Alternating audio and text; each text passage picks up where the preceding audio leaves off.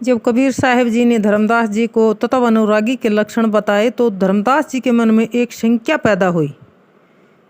तो उन्होंने कबीरदास जी से एक सवाल किया कि काल से हमें कौन छुड़ा सकता है।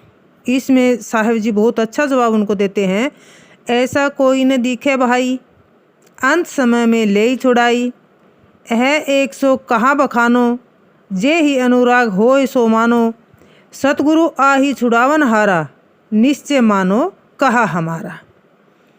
कि हे धर्मदास, इस समस्त संसार में कोई भी ऐसा सामर्थ्यवान दिखाई नहीं देता कि जो जीव को अंत समय में मृत्यु के मुख में जाने से बचा ले। उस समय मनुष्य के सभी नाते रिश्तेदार, मित्रजन व स्नेही सभी विवश एवं असमर्थ हो जाते हैं। हाँ, एक अवश्य है जिसका मैं स्पष्ट रूप से वर्णन करता हूँ, लेकिन जिसके हृदय में उसके प्रति सत्य प्रेम भक्ति होगी वही उससे लाभ पाएगा। वह एक सद्गुरु है जो इस जीव को समस्त सांसारिक बंधनों और काल से मुक्त कराने वाला है।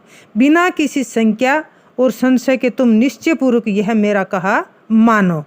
विशेष इसमें है कि काल यानी मृत्यु प्रत्येक जीव के जीवन में घटित होने वाला एक सत्य है। काल के विषय में कबीर साहेब जी स्पष्ट करते हुए बताते हैं कि काल काल तो सभी कहते फिरते हैं, परंतु वास्तव में काल क्या है उसे कोई नहीं जानता।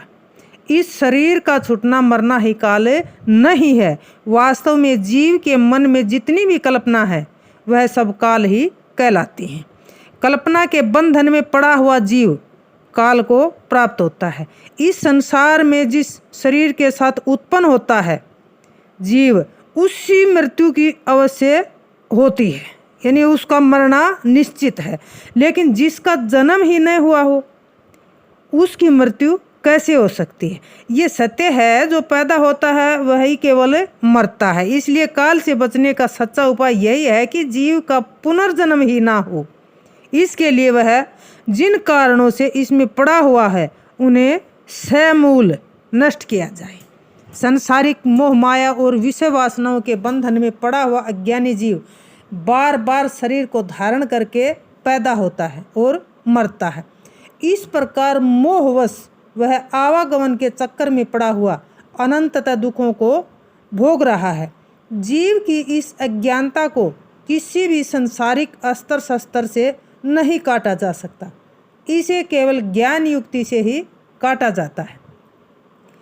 परंतु वह विलक्षण ज्ञान युक्ति केवल संपूर्ण सामर्थ्यवान सतगुरु से ही प्राप्त होती है। जिस जिज्ञासु के हृदय में मोह की कामना लिए हुए सत्य अनुराग होता है उसे ही सतगुरु दया भाव से सत्य ज्ञान प्रदान करते हैं और उसकी सच्ची भक्ति साधना से जीव आवागमन के चक्कर से छूट जाता है। तो इसको भी सुन के धर्मदास जी एक सवाल और करते हैं कि सतगुरु जी क्या करते हैं?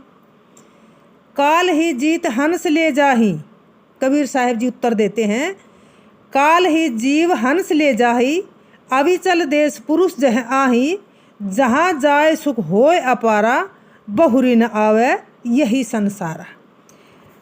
कि हे धर्मदास, सत्य ज्ञान बल से सतगुरु काल पर विजय प्राप्त कर अपनी शरण में आए हुए जीव रूपी हंस को सतगुरु के प्रति पूर्णतः समर्पित होकर विधि पूर्वक दीक्षा ग्रहण करने वाले जीव हंसवर्ती को प्राप्त होते हैं और उनको सतलोक ले जाते हैं। सतलोक मतलब आवागमन के चक्कर में मुक्त वह स्थान जहाँ पर परम सत्य, शांति और आनंद से परिपूर्ण है।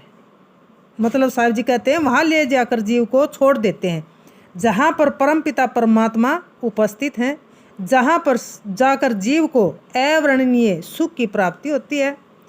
वह वहाँ से लौटकर उस संसार में कभी वापस नहीं आता, यानी उसकी मुक्ति हो जाती है। तो विशेष इसमें है कि संसार में 84 लाख योनियाँ बताई जाती हैं, यानी कि जीव इन 84 लाख योनियों में इस मोह माया रूपी संसार में भटकता फिरता है। इसी कारण इस संसार को 84 भी कहा जाता है। सतगुरु कबीर साहब जी कहते हैं कि अपने शरण में आए हुए जीव को सतगुरु सत्य ज्ञान दीक्षा को देकर इन 84 लाख योनियों के बंधन से सदा सदा के लिए मुक्त कर देते हैं।